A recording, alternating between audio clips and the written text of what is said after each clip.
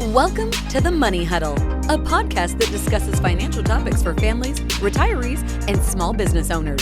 Hosted by Michael Baker and Ross Marinell. All opinions expressed by Michael and Ross or any podcast guests are solely their own opinions and may not reflect the opinions of Advisory Alpha. The podcast recording is for informational purposes only and should not be relied upon for investment decisions. Clients of Advisory Alpha may maintain positions in securities discussed on the program. All right. Thank you for joining us. We've got a very special guest with us today, our Chief Investment Officer up at Advisory Alpha. His name is Steve Osterink Jr. We affectionately refer to him as Junior or Steve or Steve-O, whatever your preference. But Steve, welcome, buddy. Thank you for having me. Great to be here. Great to see you, man. So obviously a lot's going on in the world today. We could have our entire buffet of options to talk about, but I think that we'll dive right in. First, I want to share with everyone that's watching the video. Steve recently prepared a nice presentation on a market update, and we're going to have that involved and links to that. So we're not going to duplicate his presentation in our chat with him today. If you want to go watch that, we encourage you to do so. We'll make sure that is available up on our website and in the email that you may have received about this. But to get things going, Steve, obviously the number one topic that people are looking at right now in the news is this situation over with Russia and Ukraine and the potential impacts that they may have on us here in the United States. So really quick, first impressions on that. What are you thinking? What are you guys kind of looking at, and how are we somewhat positioned to be taking advantage of that or protecting our folks from that? Yeah, I mean, it is a concerning event from a geopolitical perspective, and I think a lot of the risk or a lot of the uncertainty is just really how it's going to potentially spread across different aspects of the world and the markets, et cetera. But from a the direct impact that it has is really rather insignificant just on the surface, because it's not like we have a lot of exposure to Russia or the Ukraine like in the portfolios. I mean, it's a minuscule allocation. So I can maybe put some people's minds at ease with that comment, and that's kind of universal. I mean, it's not like there's a lot of advisors and managers here in the U.S. that have a large slug of Russian equities in their portfolios or something. It's not the situation. But I think the fear is, how does this kind of start to change the global economy and sanctions? How does that play out? How long is the duration of this whole thing going to last? I mean, there are some real risks for sure with that. But to me, my biggest takeaway, to just kind of cut to the chase, really is and we actually are just, if anybody wants a copy, we just put this commentary out. We literally just are sending it out here this morning on the conflict in the Ukraine. So if you want more information on that, let me know, or let the Vertex team know. But it's my biggest takeaway is markets hate uncertainty. And we have this string of uncertainty. And I'm just going to get back to the behavioral side of things. Like, we have this uncertainty now with Russia that just came on the heels of the uncertainty with the Federal Reserve saying, hey, we're going to totally change monetary policy now. We hit our employment goals. We're trying to taper inflation. So now we're going to become more restrictive on the monetary policy front, which is a big departure from how we've operated. That just happened. And then right before that, obviously, we still have these lingering impacts of COVID. So, I put this comment in this commentary where I said, uncertainty is not, it's not just purely additive. It's not like, hey, we have 3 uncertain events, add it together. That's how the market digests it. Markets are emotional. Markets are its own kind of little, thing. Uncertainty is more exponential. It's like you add uncertainty, you add one uncertain event on top of another uncertain event on top of another uncertain event. It exponentiates that whole uncertainty, and the markets just hate that. So I think a lot of what we're seeing in the markets is hopefully good news here. I feel like it is short term. It's this. There's just a lot to process right now, which is normal in these situations. But there is real risk too for, like I said, how long this thing persists. does kind of feel like we're in a little bit of a market paralysis right now, like a little bit of a malaise, and kind of in no man's land, because we're not seeing the limit down days that we did during the COVID forced shutdown. It's just sort of this relatively small percentage movements day by day, 2% up, 1% down, 1.5% down. And it's just sort of in this washing machine cycle, I think, like you kind of explained. So one of the things that is on the docket for this early year is the Fed's decision that's approaching to change interest rate policy. And so we have come off the heels of a very accommodative Fed policy, from injecting capital into the markets for the COVID lockdowns to keeping interest rates at the bare minimum. Yeah. And that's about to change. And so this does have an effect on our markets here directly. What are your thoughts on kind of what evolved from those 3 years of really hyper growth returns and growth stocks to now kind of where we are today in this transition into a less accommodative Fed? Yeah. Well, I view this again, and I touch on this in the presentation that Michael mentioned at the beginning, but it's a good thing. I mean, we can't be so, the monetary policy really actually since 2008 has been pretty accommodative. We haven't done a lot of tightening. There's been a couple of seasons of monetary tightening through that period, but we coming through COVID, all the stimulus, all the expansion. I mean, we need to get the reins tightened a little bit on that. It's healthy. It's good for the economies. That's how these things work. So, I view this all as a very good thing. And my take, as I look at the equity market returns, I mean, year to date, we've kind of been hovering around a maybe 7 for the broad markets in the US, a range of maybe down about 7.5% to down about maybe 11 or 11.5%. We've kind of, as you mentioned, Ross, we've kind of been hovering in this range, a point up a day, a couple points down, a couple points up. We're in this range. And to me, that feels like, even in the midst of this, the Ukraine crisis here, I mean, I feel like the markets have been processing that event fairly well, given the Federal Reserve tightening. And when I look at that range of -7, -11 in that range, it feels like the markets have kind of priced in what the Federal Reserve is communicating they're going to do. They've been very transparent with where they're going with interest rates, with tapering, they've been tapering the reinvestment back into treasuries. So I think it started at they were buying $700 billion of treasuries down to 80 or something. But they're tapering. They have tapered. They're going to continue to taper, which is good. And now they're talking about raising rates. So that to me feels like equity markets just went, okay, we've been really accommodative. Now we're going to just adjust down in that range because of what the Federal Reserve is doing. Now, they clearly priced in a fairly significant, in my mind, amount of interest rate increases already. But then on top of it, you throw this Russia thing.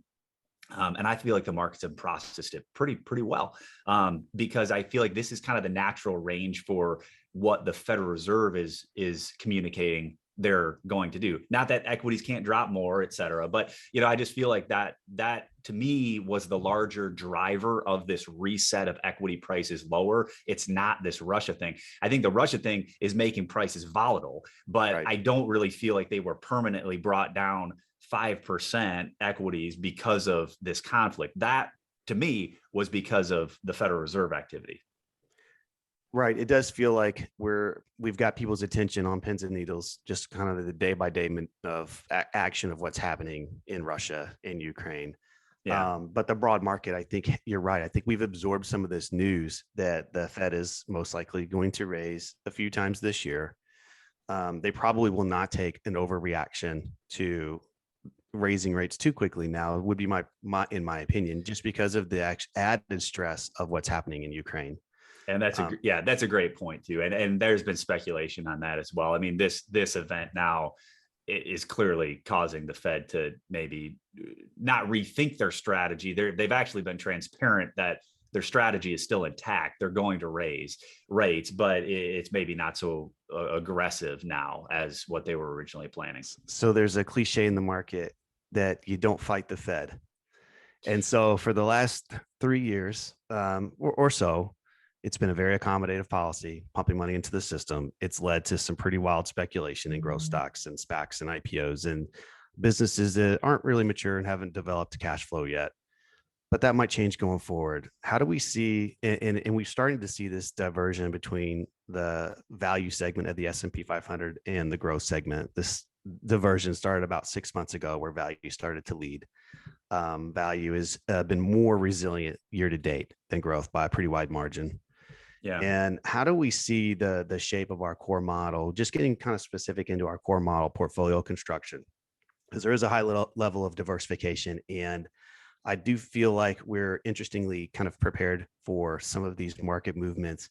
Just talk a little bit about kind of the shift into the value component of the S&P 500 and some of the hidden value that's in some of the other segments of our core model. Yeah, I mean, well, I think first and foremost, it's just such a reminder again of, man, is it easy to get excited about these high growth companies and be concentrated and, just make all this money. But then, you see all of a sudden these returns just getting totally sucked out of some of these companies, like instantly when rates go up or when, volatility hits. And, it is just, it's a behavioral thing 100%. But I just, I'm not a big concentrated, super concentrated equity guy. I know some people like to invest that way, but this is just, again, another reminder of that. And I think one of the core tenets of the core allocation portfolios is this boring word diversification, right? It's like you just come back to some of these fundamental concepts, and I just hate it. I've mentioned this before, but it's just, this term is just, it's gotten just all the life kicked out of it because everybody preaches about it and then beats it up. But it's like, you got to do it the right way. You got to use diversification the right way. But, to me, it's making sure we have proper diversification across individual equities, which our core allocation strategies do. I don't want to buy 5 stocks. I don't want to buy 10 stocks. Like, we want to make sure we have enough diversification. But then secondly, to your point, Ross, like, let's make sure that we've got style diversification, like value growth, sector diversification, asset class and asset category diversification with some alternatives, things like gold, things like MLPs and energy, and so we should have a dialogue on some of these different areas, because we have seen a pretty radical shift since the beginning of the year on performance across different areas. Like you said, I mean, we had this stretch of time when growth stocks were just absolutely killing it. And everybody wanted to be there, and it's just year over year crazy returns, and value style stocks were just like, nobody was all that excited about them. And then some of the alternatives, we had the same thing, like things like gold and MLPs and other things were just really not that, and I guess it makes sense, right? When everybody's all excited about electric car companies and, fancy fintech stuff, it's like, it's easy to overlook some of these other market areas. So all that to say, we've seen a radical shift. I mean, we've been balanced across value and growth for a while. We have had some growth tilts in the past, which have been beneficial. But, we do have value very well represented in the core allocation portfolios in terms of the equity, the traditional equity allocations. But then also in our alternative allocation, we're including things like a dedicated real estate allocation. I already mentioned MLPs in the energy space.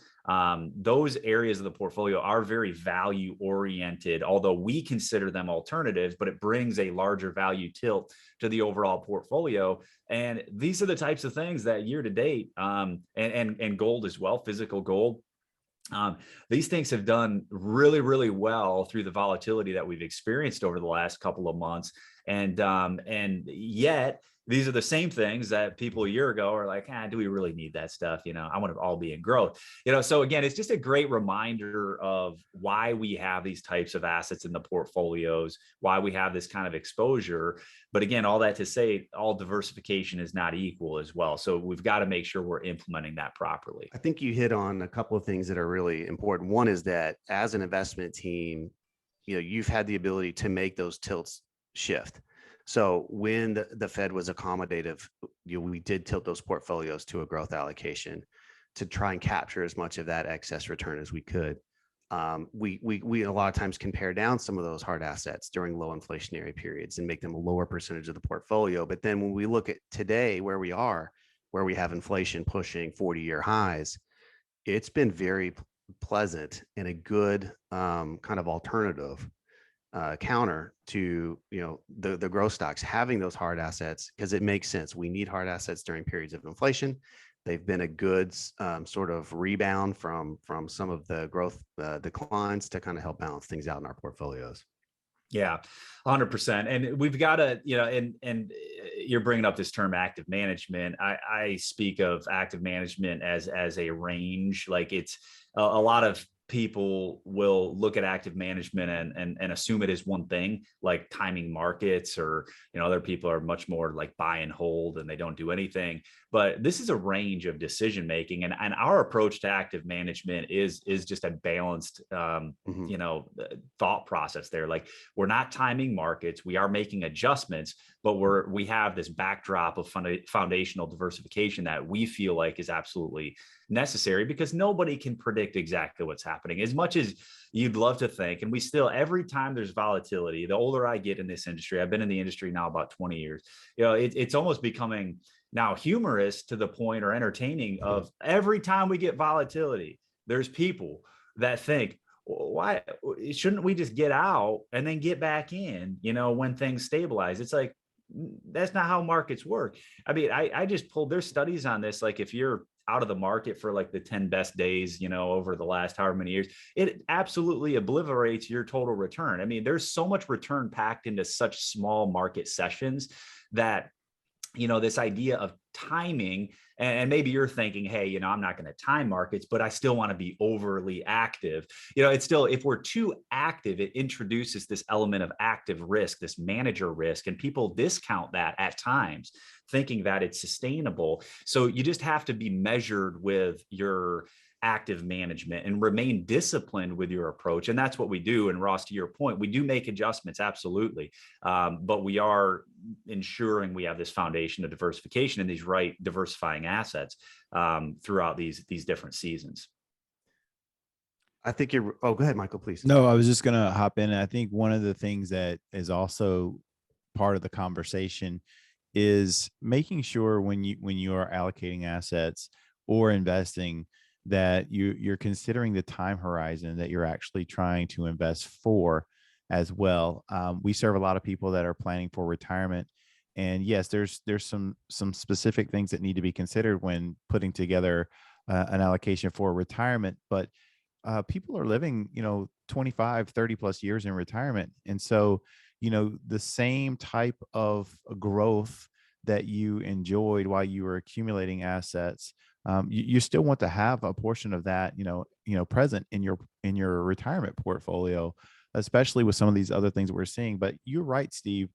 We have been in this situation now probably for, I would say, ever since the financial crisis, that scarred so many people that now anytime there's volatility at all, and we've been telling people in workshops and in meetings and whenever we can, with technology and with the way that much trading is now automated, that we're seeing volatility happen very quickly to the downside, but it also happens quickly to the upside.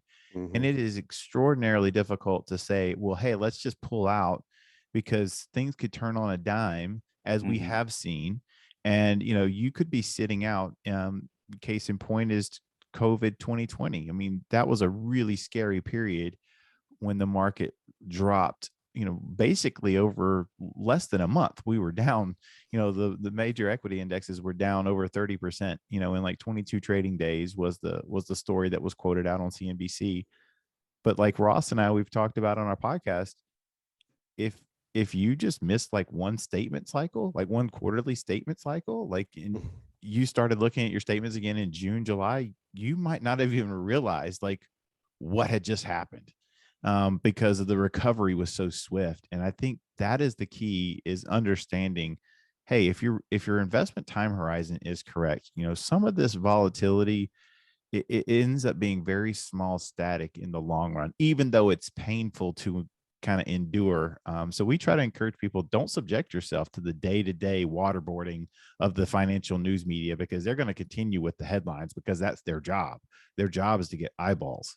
So that's just about my thought as you were talking, is like, it's not just, we talk about risk tolerance, but it's also about like, hey, let's think about the right time horizon for investing as well.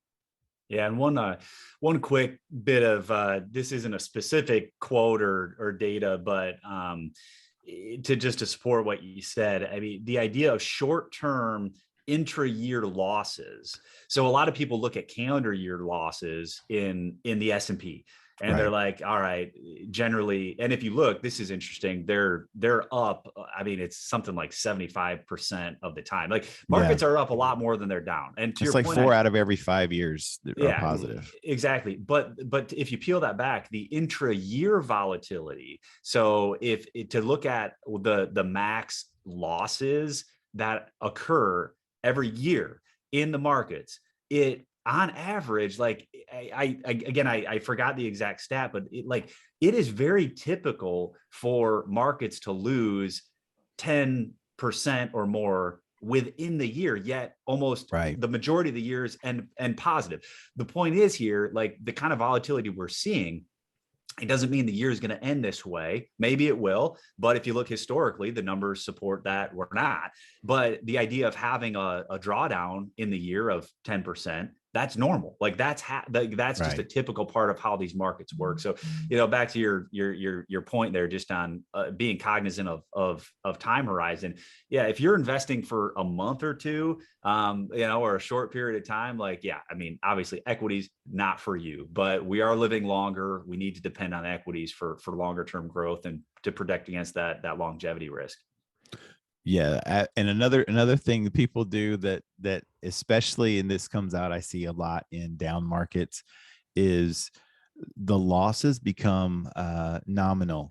So it's always like quoted in a dollar figure versus like a percentage of the portfolio. It's like, oh, I'm down X dollars. And we're not going to discount that whatever that amount of money isn't a nice chunk of money, but at the same time, it might actually represent, 6%, we're down 6%, and that's the thing that, we have to just try to be mindful of. But, I'll pivot here to our next topic here. I know one of the things that Ross and we've chatted about, and I think it's probably part of COVID. COVID was so disrupting on so many different ways, but especially in the business cycle, because we literally slammed the brakes on, one of the largest economies in the world, and forced everybody into, different modes of innovation. And then the reopening has been very disjointed, to say the least. And so we've just seen all kinds of effects on the business cycle. And Ross has even said, hey, I feel like we've had a normal business, the normal business cycle that might go 5 to 7 years has been condensed down into almost like a 2-year period. And we just want to hear your thoughts on that. The business cycle roller coaster, Steve. Yeah, I mean, it's weird to say the least. I mean, I think we're going to look back at this. I mean, people are going to look back at COVID and the pandemic in so many different lenses, from a psychological aspect, from a supply chain aspect, from an education perspective. I mean, this is going to it's going to be fascinating to actually see some of the research and feedback, over time as it comes out. But from a business perspective, you're right. I mean, I feel like business cycle, I agree. I mean, it kind of condensed things, but I actually think the technology adoption and innovation may be the single most kind of like largest element to how it did evolve the business cycle, because there was so much, everything stopped on a dime, which was just never, never happened. And then the Fed stepped in and the government stepped. So the Fed moved to a super accommodative monetary policy. The government stepped in from a fiscal stimulus perspective like never seen before. So you had both arms there, the Federal Reserve and the US government doing everything to supercharge it. So everything stopped, which was crazy. And then you had these forces come in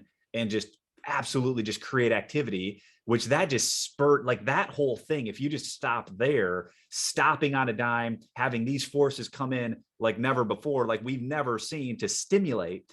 Companies were making so much money, then things were cranking, but natural life was just weird. So it was such a weird disconnect.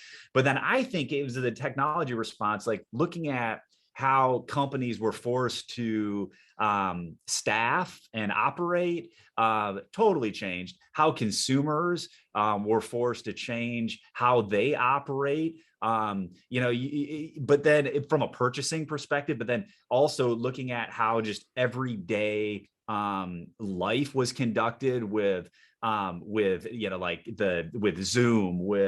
the telehealth, kind of stuff, like everyday things. The technology and technology is interesting because technology is a long-term force against inflation. The more efficient we are, that helps keep prices down. And so that's a good thing, but it was compressed. It was so compressed. And, I think that the one of the natural, if you think about technology innovation, it has traveled at this particular pace because it takes time to innovate and it takes time to adopt.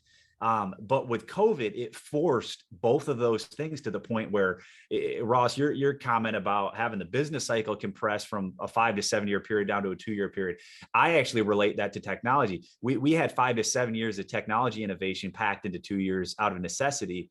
And so that benefited a lot of different types of companies, but it also created like so much efficiency just very quickly. To now to the point where the technology component, inflation still rose. The technology innovation, I think long-term is a good thing because it's going to help actually manage inflation long-term. But the sheer force of the monetary and fiscal response in that period of time is what led to the inflation that we're seeing now. So the technology that we experienced longer term benefit to inflation, but in the short run, we had so much monetary force that came in that spurred on the inflationary side. So to your point on business cycle, all these things were accelerated. Like that's what we're saying. I mean, technology, inflation, even employment, just absolutely started kicking butt because of all these forces coming in. It is fascinating to see how quick that moved. And now we're all of a sudden to this period of tightening. It's like COVID wasn't even that long ago. It's like, I know, right? Like 2 years, right? 2 years ago, we were freaking out like the world's going to end. And now all of a sudden the Fed's like, man, we got to slow this thing down. I think that's the psychological conundrum we're in. Because it doesn't seem that long ago, but it does feel like when you look back, it's like 7 years worth of activity got condensed into these 24 months. And now we just got to, and the market's just got to take a breather. And I'm kind of encouraged by what's happening right now, even though it's never great. You never want to see negative returns. You never want to see stocks drop. But the reality is I think we have to let a little steam out of this market. And we're seeing a lot of pistons fire underneath the broad indexes, because the broad indexes, for the most part, the Dow and S&P are still kind of hovering around somewhere in that 8 to 10% decline range. We'll see what today brings. The NASDAQ is a little bit more, which I think is understandable because they did kind of explode out of COVID. The other thing on NASDAQ though, quick comment on this, because I think this is good for people to know. Growth stocks are much more interest rate sensitive than value stocks because they're financed more on leverage. So, as interest rates go up, these companies depend on capital. So their cost of capital increases, their cost of loans. So if you're going out and need to borrow, $100 million at 3% versus 5%, that has a pretty big impact on your profitability. And so that's why growth stocks are resetting. But also that was my earlier comment around getting some of these excess bubbly returns sucked out of some of these companies. Like some of these companies just, I mean, not so much in the S&P, but like there was so much private equity explosion and all this over the last few years. And a lot of these companies, they had no money. They didn't have revenue. They didn't have profit, so it was all being funded based on like future earnings. And so when interest rates are projected to increase, those company valuations start to fall apart, which to some degree is good because they got pushed up out of control. Right. Also, I think a lot of people, and this may start to come out, and I won't name any names, but there definitely seems like there were some of these people that figured out, how to basically package things in SPACs and take advantage of that environment, and in a lot of ways bring companies that maybe shouldn't have been brought to the market, but bring them to the market. So that the VCs and the people who had been on the PE side, they had an opportunity to exit at the I guess at the expense of the retail buyers. And and if you think about kind of like what happened, you were talking about technology. I mean, so many platforms came online, and we talk about the democratization of finance and all this stuff, but so many platforms came online that make it very, very easy for inexperienced younger investors to get involved in the market, and basically it's you build enough hype around something, and you could attract dollars, and it's so easy just to boom, click a button and start buying. And we were in that kind of environment, and it's exactly like what Ross was saying. Now what we're seeing is, because not to call this environment normal, because that word's going to, I think we're going to argue about what normal means for a really long time. But now that we're in a situation where the Fed's saying, hey, we need to, try to get, interest rates moving back upwards. And, we're seeing this tightening. A lot of these companies that were just kind of built on smoke and mirrors, they had no earnings, they had nothing substantial. The air is just let out of the balloon. Yeah. And the people that, brought those companies to market, they probably already exited a long time ago, Yeah. And it's Nick Murray just wrote about this. He was like, what a lesson for a lot of these millennials to learn about just how bubbly certain things in the market can be. Yeah. And, to be mindful of that when you are getting advice or when you're investing dollars and so forth. So, it's just such a fascinating time to be. So that kind of was where I was going, right? Because we have the speculative bubble has been pricked. That's pretty clear. We've seen dozens and dozens of companies just do a full round trip from COVID. We've seen the explosion of their market cap, and now it's decimated. A lot of those businesses are down 60, 70, 80, 90%. It's very .com era for that segment of the market, where it was a accommodative policy. They had low credit, or it was cheap credit, and it was available, and they took advantage of it. But it wasn't necessarily great for consumers and investors. But I mean, just think about it. A year and a half ago, we were contemplating if we were going to have negative interest rates. Yeah. I mean, we were seeing a 10-year treasury in the 60, 70 basis point range. And I think we've had a healthy return back to at least some normalization. I mean, we're seeing the 10-year kind of hover between 1.7 and 1.9 range, eclipsing 2% at one point. I think this is a good return back to, all right, there is some, I'm not saying a bond is necessarily a competition for a stock yet, but we're seeing some yield return. Globally, it's a pretty appealing, we're probably attracting international capital to those bonds, which is helping us, the Fed unwind. And I think if there's an encouraging output, it's like some of the speculations have come down. We've seen rates start to increase a little bit. We've suffered through some of that pain already as investors. And are we better prepared now for the next cycle than we would have otherwise been? Well, and you touched on a couple things, but I want to just reiterate, globally, the U.S. still has, generally speaking, in developed countries, the U.S. has a much higher interest rate than others. That's attracting capital. It strengthens our dollar, which has other implications. But that's the reality. And a lot of these other developed countries have emerged out of negative interest rates, which is nice to see globally as well. But our rates are higher. But I think you touched on yield curve. So the relationship between short-term rates and long-term rates, even as the Fed has been giving guidance on what they're going to do with short-term rates, because the Fed funds rate is a short-term, they can control the shortest term rate. But then it's up to the kind of the yield curve for longer term debt to figure out like how that impacts things. And what we don't want to see is an inverted curve where short-term rates go higher than long-term rates. That's a really bad thing. And we saw that in the 70s when we had accelerating inflation.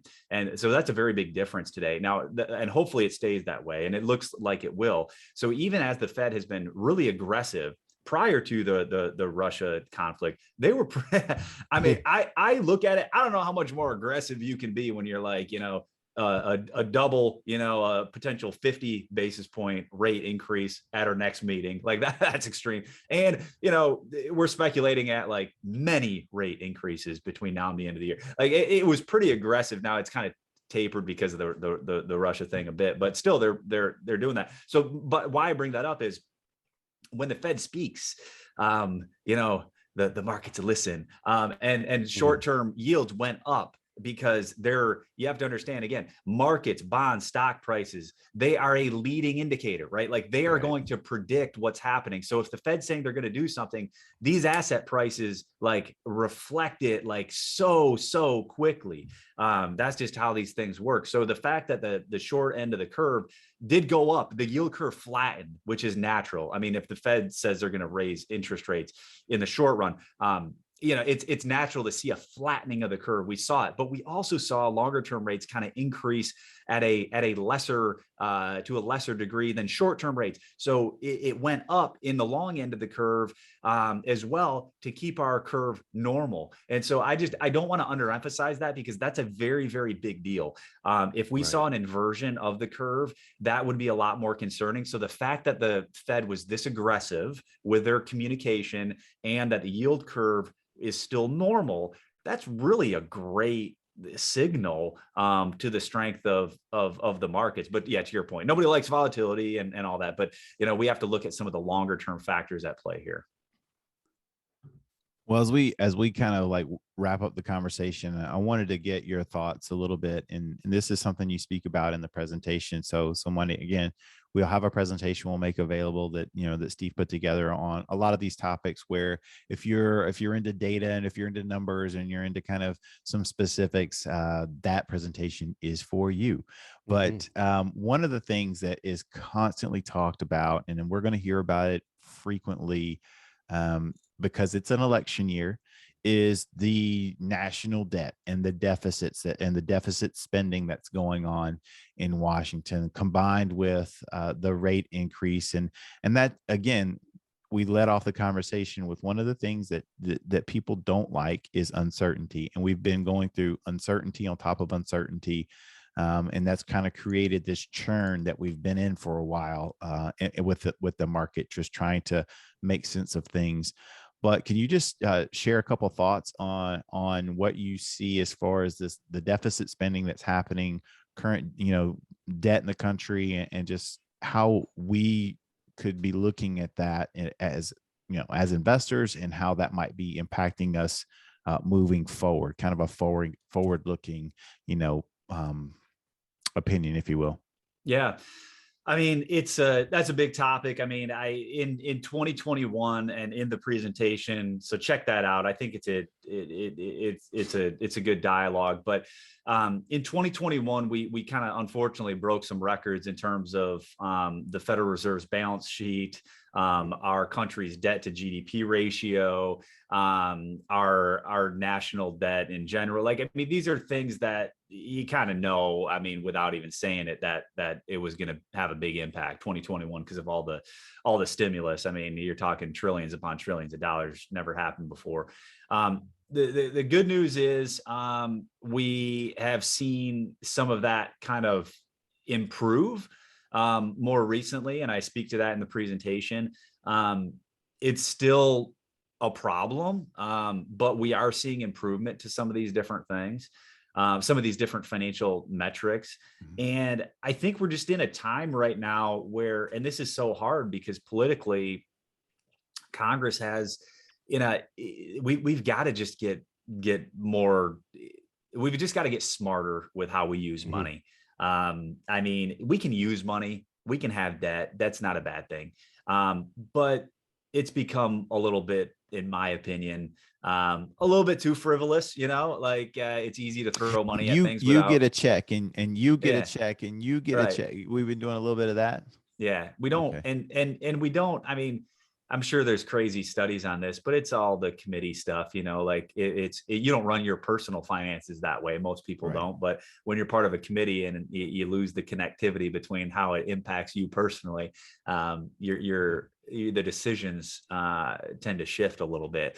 So yeah, but it's it is, we are starting to see some improvement in terms of the deficit, in terms of debt to GDP ratios. So I'm encouraged by that, but my hope is that we can just get a little bit more restrictive with how we're spending money, and we can get out of it. I mean, and we can continue to see things improve. And I think the Federal Reserve has a responsibility as well, which we're seeing from them on their end, to make sure that they do the same thing, that they shrink their balance sheet. Their balance sheet has exploded because they've had to create capital, create money to buy more government bonds, to fund the stimulus that the government wants to do. And so now they're kind of unwinding that, or just not rebuying those bonds as they mature. Right. So we're starting to see the right things. That's why I'm not disappointed with the Federal Reserve's actions, but we do have to see that being carried through on the governmental level as well, from a deficit spending perspective. It does handcuff the government a little bit on how high they can let rates go. Because as you alluded to in the presentation, even a 1% increase in their cost to borrow could send their annual expense from somewhere in the 350 billion range to 650 billion. Yeah. So there's a little bit of wiggle room, but not a lot. Yeah. And I put a stat in there around if the government refinanced 100% of its debt at a interest rate that's 1% higher than it is today. Yeah, it would effectively approximately double their the interest expense. Now that's unlikely. You're not going to refinance all that debt at once, but the point is, like, over time, as that, if we maintain this debt load, or if it increases and rates are creeping higher, that would effectively be the impact from a budgetary perspective. So the debt service could drastically increase as a percentage of our budget as a country, and we don't want to spend money that way. It's possible over time that becomes our largest line item. Yeah, servicing our debt. Yeah, it could. It very well could increase. I mean, it was the same thing that we saw with Social Security and stuff. Right. I mean, originally it wasn't nearly the size that it is today. Right. So these are the things, to our point, again, just we got to get ahead of it, and we've got to try and manage that. Awesome. Well, we want to say thank you, first of all, for just taking a couple minutes and hopping on here with us. And we've got Steve's presentation. It's teed up for you as well, but for the clients that we work with and people we serve, one of the things we talked about in this presentation was technology. And Steve isn't in our office with us in Fort Mill, but technology allows us to get his smiling face on here. And so we hope to have him on more calls with us and make it available to you moving forward, just so because we do have a very robust team that we work with. And so we want to make sure that that we have great professionals that help us as we allocate assets and make planning decisions with our clients. And so, Steve, just a big thank you from me and Ross. Absolutely. And for anybody that, if you watch this and you've got follow-up questions or anything, or dare I say, if you would love to just be on a conference call with Steve, we will do our best to make sure that we can arrange that in the future. So thank you again, Steve. And for everybody else, we'll see you soon. Thanks so much.